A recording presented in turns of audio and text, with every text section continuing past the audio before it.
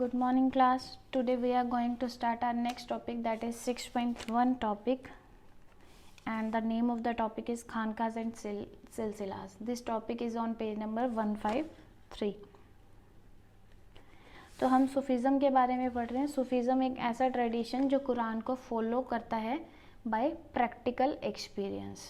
तो हम सूफ़ी के बारे में यानी सूफ़ी लोगों के बारे में बहुत कुछ पढ़ आए हैं अपने प्रीवियस टॉपिक में. आज हम पढ़ेंगे खानकाज और सिलसिलास के बारे में. कहता है कि जैसे टाइम पीरियड आया 11th सेंचुरी का, by the time period of 11th century, तो जो सूफ़ी लोग थे उन्होंने अपनी एक कम्युनिटी बनानी स्टार्ट कर दी थी. सूफ़ी लोगों ने एक कम्युनिटी बनानी स्टार्ट कर दी थी जिसे क्या कहा जाता था? खानकाज कहा जाता था. क्या कहा जाता था? खानकाज कहा जाता था. और खानकाज जो वर्ड है वो पर्शियन लैंग्वेज का वर्ड है. क्या है? पर्शियन लैंग्वेज का. तो हम इसे इंग्लिश में हॉस्पाइस भी कह सकते हैं. ठीक है. तो खानकाज जो थे वो एक फॉलोअर्स का ग्रुप हुआ करता था.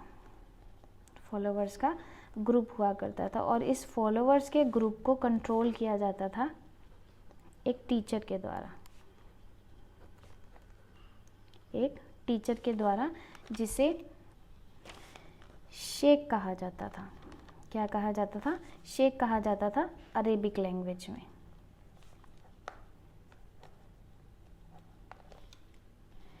एंड पीर या मुर्शिद कहा जाता था पर्शियन लैंग्वेज में.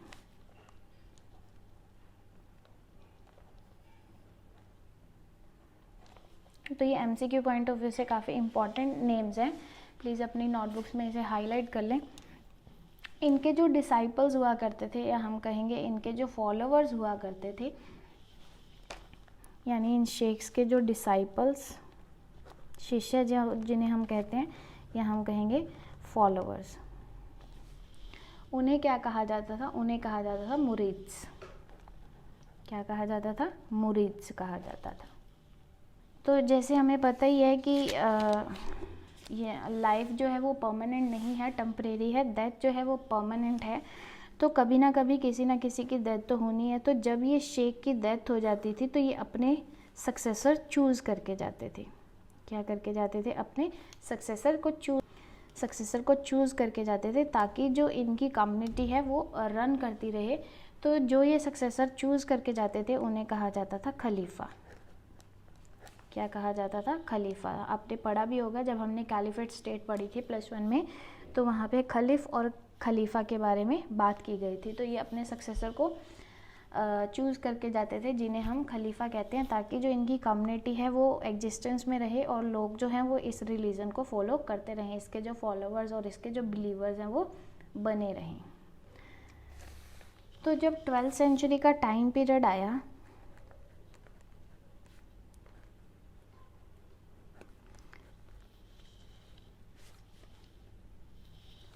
तो सूफ़ी सिलसिला जो था वो शुरू हो गया था. क्या हो गया था?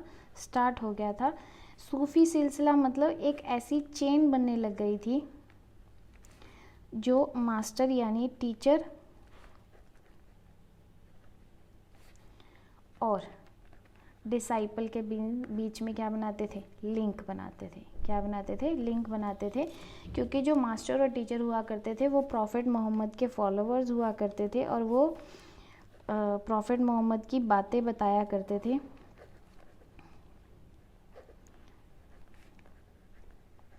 जो अपने आप को मैसेंजर ऑफ गॉड कहा करते थे और वो क्या बताया करते थे?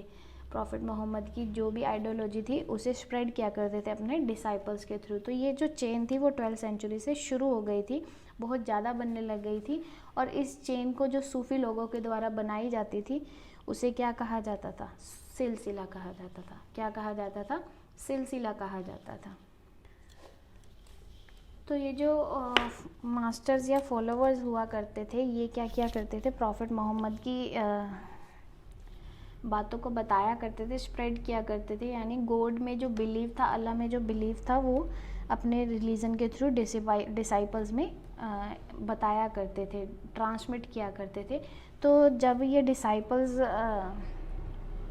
अपने गुरु को पूजने लग जाते थे तो उन्हें क्या मिलती थी, मतलब एक स्पिरिचुअल पावर ऐसी मिल जाती थी, या हम कहेंगे ब्लेसिंग मिल जाती थी, जिससे अपने मास्टर के बाद वो क्या बन जाते थे, वापस से मास्टर डिसाइपल में से ही एक सक्सेसर को चूज़ किया जाता था और वो मास्टर बन जाते थे। तो उन्हें अपने मास्टर की क्या मिल जाती थी, जगह मिल जाती थी, और फिर वो उनके फॉलोअर्स उन्हें फॉलो किया करते थे। तो जब एक डिसाइपल या एक बंदा मास्टर, या हम कहेंगे इस सूफी सिलसिला का टीचर बन जाता है, तो उसे एक ओथ लेनी पड़ती है। क्या लेनी पड़ती है? ओथ। ओथ मीन कसम लेनी पड़ती है, ओथ ऑफ एलिजेंस।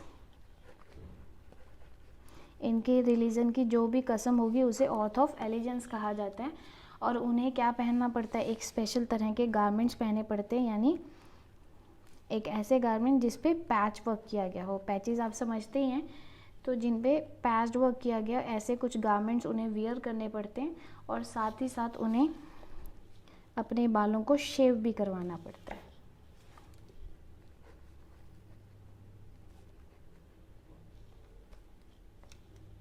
ठीक है, तो इस तरह से क्या किया जाता है, मास्टर बनते हैं। एक ऑथ लेनी होती है, इस तरह के कपड़े पहनने होते हैं और शेव, और साथ ही साथ उन्हें क्या करना होता है, प्रॉफिट मोहम्मद की जेनेलॉजी को स्प्रेड करना होता है।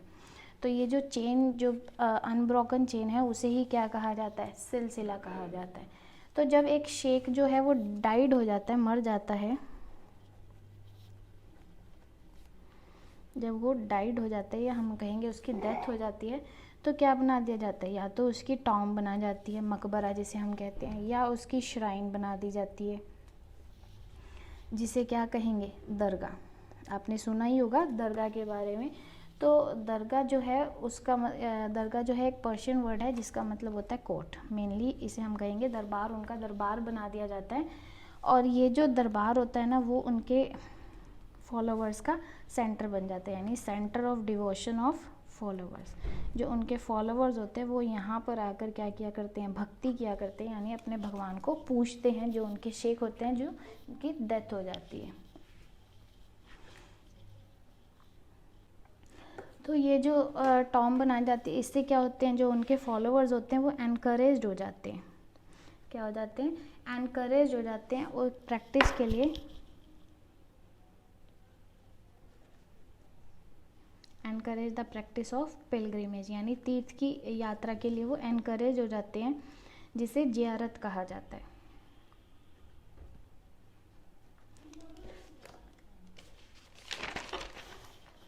क्या कहा जाता है? जियारत। तो ये लोग आकर यहाँ पर शेख की टॉम श्राइन पे या दरगाह पे क्या किया करते हैं? जियारत किया करते हैं, उनके ग्रेव पे जहाँ उन्हें दफनाया जाता है। और पर्टिकुलरली ये कब किया जाता है जियारत? ये किया जाता है जब शेख की डेथ एनिवर्सरी होती है। क्या होती है? Death anniversary. तो जिस दिन इनकी डेथ होती है या डेथ एनिवर्सरी होती है, उसे कहा जाता है अर्स। अर्स जो है ये इनका बहुत ही इम्पॉर्टेंट फेस्टिवल होता है। ऐसा माना जाता है कि अर्स वाले दिन जो सॉल है ना, soul of sheikh united with God, तो जो शेख की आत्मा है वो परमात्मा से मिल जाती है, ऐसा कहा जाता है, जिस अवसर को अर्श कहा जाता है। और अर्श के टाइम पीरियड पे वो लोग यहाँ पर आकर क्या करते हैं? जियारत करते हैं। क्या करते हैं? जियारत करते हैं। और जो इनके फॉलोवर्स होते हैं, या हम कहेंगे इनके जो डिवोटीज़ होते हैं, वो यहाँ पर आकर प्रेयर वगैरह और जो उनकी मनोकामना होती है, जो वो पाना चाहते हैं लाइफ में, वो यहाँ पर आकर अपनी ब्लेसिंग्स और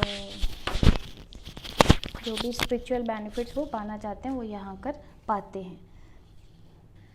तो ये जो इंटीग्रेशन हुआ शेख का गॉड के साथ, इंटीग्रेशन ऑफ शेख,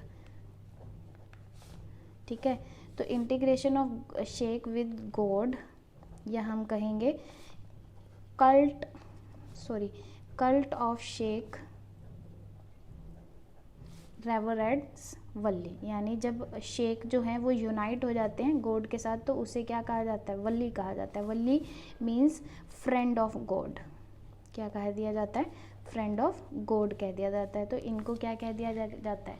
फ्रेंड कहा जाता है भगवान का। तो ये भगवान के फ्रेंड होते हैं, और जो लोग हैं यानी डिवोटीज़ हैं, वो अपनी इच्छा जो होती है वो यहाँ पर आकर क्या करते हैं? भगवान से कह देते हैं, जब उन्हें भगवान का आशीर्वाद मिल जाता है, यानी उनकी जो ख्वाहिश होती है वो पूरी हो जाती है, तो उसे कहा जाता है बरकत। क्या कहा जाता है? बरकत। यानी जब गॉड की ग्रेस जो है वो एक्वायर हो जाती है तो उसे कहा जाता है बरकत। और कोई मिरेकल्स हो जाता है तो उसे कहा जाता है करामात। क्या कहा जाता है? करामात। करामात किसे कह देते हैं? मिरेकल्स को कहते हैं। यानी ऐसी इम्पॉसिबल चीज़ जो पॉसिबल हो जाती है तो उसे करामात कह दिया जाता है। तो ये थे खानखास, जिसमें हमने पढ़ा कि जो खानखास थे उन्होंने, यानी सूफ़ी लोगों ने अपनी एक अलग से कम्युनिटी बनानी शुरू कर दी थी जिसे खानखास कहा जाता था। पर्शियन लैंग्वेज में उनके जो फॉलोअर्स हुआ करते थे उनके ग्रुप को ही खानखास, यानी फॉलोअर्स के ग्रुप को ही खानखास कहा जाता था। और इन फॉलोअर्स को कंट्रोल किया जाता था एक टीचर के द्वारा जिसे शेख कहा जाता था। अरेबिक लैंग्वेज में और पर्शियन लैंग्वेज में पीर या मुर्शीद कहा जाता था, और इनके डिसाइपल्स या फॉलोअर्स को मुरीद कहा जाता था। तो शेख जो थे वो अपने सक्सेसर को चूज़ करके जाते थे जिन्हें खलीफा कहा जाता था। 12वीं सेंचुरी से सूफ़ी का जो सिलसिला था, ये जो चेन थी सक्सेसर वाली, ये बहुत ज़्यादा बनने लग गई थी, यानी ये अनब्रोकन चेन हो गई थी। तो ये जो मास्टर हुआ करते थे, ये प्रॉफिट मोहम्मद के फॉलोअर्स हुआ करते थे, उनकी ही बातें, उनके ही ज्ञान बांटा करते थे। और जब ये मास्टर बनते थे, यानी सक्सेसर चूज़ करने के बाद ये मास्टर बनते थे, तो इन्हें ओथ, एक कसम दी जाती थी, इन्हें एक अलग तरह के कपड़े पहनने होते थे और अपने बालों को शेव करवाना होता था। तो जब शेख की मौत हो जाती थी तो टॉम श्राइन बनवाया जाता था जिसे दरगाह कहा जाता था, और लोग यहाँ पर आकर अपनी तीर्थ यात्रा किया करते थे, और इसे सेंटर ऑफ डिवोशन भी कहा जाता था। और जब ये पिलग्रिमेज की प्रैक्टिस किया करते थे उसे ज़ियारत कहा जाता था। और मेनली ये जो ज़ियारत होती थी डेथ एनिवर्सरी पे होती थी जिसे अर्स कहा जाता था, यानी एक ऐसा दिन जब शेख की सोल जो है वो गॉड से यूनाइट हो जाती थी। तो जो इंटीग्रेशन हो रहा था शेख का, यानी कल्ट ऑफ शेख, उसे वली कहा जाता था। यानी जब शेख भगवान से मिल जाते थे तो उन्हें तब वली कह दिया जाता था। और जब भगवान की ग्रेस हासिल हो जाती थी तो उसे बरकत कहा जाता था, और कोई मिरेकल हो रहा था उसे करामात कहा जाता था। तो हमने यहाँ बात करी थी दरगाह की। आपने सुना ही होगा, काफ़ी दरगाह जो है हमारे इंडिया में भी हैं, दिल्ली में भी बहुत सारी हैं। कुछ एक आपकी बुक में दे रखी हैं, पेज नंबर 154 पे टेबल दे रखी है, आप एक बार रीड कर लेना। कुछ एक मैं आप बता देती हूँ आपको। जैसे हज़रत निज़ामुद्दीन औलिया की दरगाह बहुत ज़्यादा फेमस दरगाह है।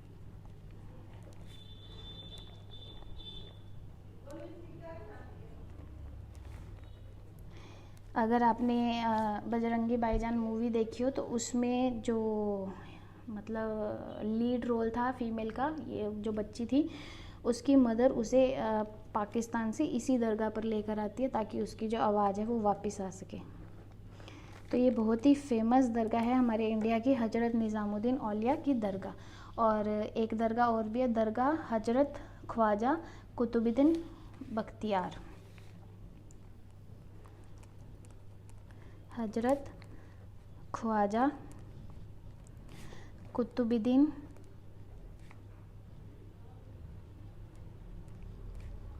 बख्तियार। और एक दरगाह है हजरत में साहिबा। और अगर आपको याद हो तो बजरंगी भाईजान में जो सिंगर हुआ करते थे जिन्होंने वो एक सॉन्ग गाया था भर दो झोली, अदनान सामी जी ने, उन्होंने जो दरगाह पे गाना गाया था वो एक कश्मीर की दरगाह है, और उस दरगाह का नाम है अशमुकाम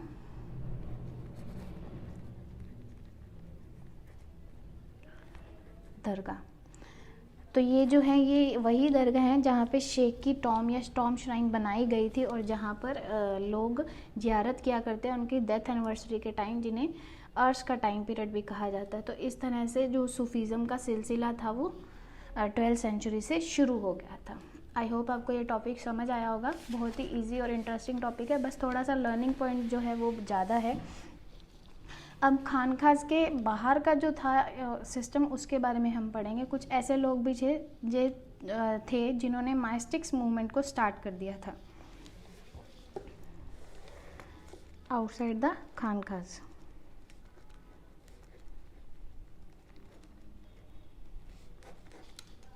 तो इनमें लिटिल बिट ही डिफरेंस है। ये क्या थे, सूफ़ी के फॉलोअर्स हुआ करते थे। सूफ़ी के आइडियल्स को ही इन्होंने इंटरप्रेट किया था, यानी हम कहेंगे इंटरप्रिटेटर्स ऑफ सूफ़ी आइडियल्स। इन लोगों को मेनली क्या कहा जाता था? कलंदर, मदारिस, मलंग्स एंड हैदरीस। मलंग्स एंड हैदरीस, इनमें क्या डिफरेंस है मैं बताती हूँ अभी आपको। क्या था कि जो सूफ़ी लोग थे ना, वो शरिया को फॉलो किया करते थे। क्या किया करते थे? शरिया को। शरिया आपको पता ही है, इस्लामिक लॉज को कहा जाता है। तो सूफ़ी जो थे वो शरिया को फॉलो किया करते थे, इसलिए उन्हें क्या कहा जाता था? बाशरिया सूफ़ीज़ कहा जाता था। क्या कहा जाता? बाशरिया सूफ़ीज़। लेकिन ये जो लोग हुआ करते थे, कलंदर, मदारिस, मलंग, हैदर्स, जो आउटसाइड द खानखास थे, जो सूफ़ी आइडियल्स के इंटरप्रिटेटर्स तो थे, जो असेटिज़म को बिल्कुल इग्नोर किया करते थे, लेकिन मेडिटेशन में वो बिलीव किया करते थे। तो ये लोग जो थे ना, ये शरिया को फॉलो नहीं करते थे, नॉट फॉलो शरिया। तो इन्हें क्या कहा जाता था? बेशरिया कहा जाता था। क्या कहा जाता था? बेशरिया कहा जाता था। बस यही डिफरेंस है इन दो कैटेगरीज में। ये भी सूफ़ी आइडियल्स फॉलो किया करते थे, यानी इन्होंने भी कुरान को बिलीव किया पर्सनल प्रैक्टिस पे।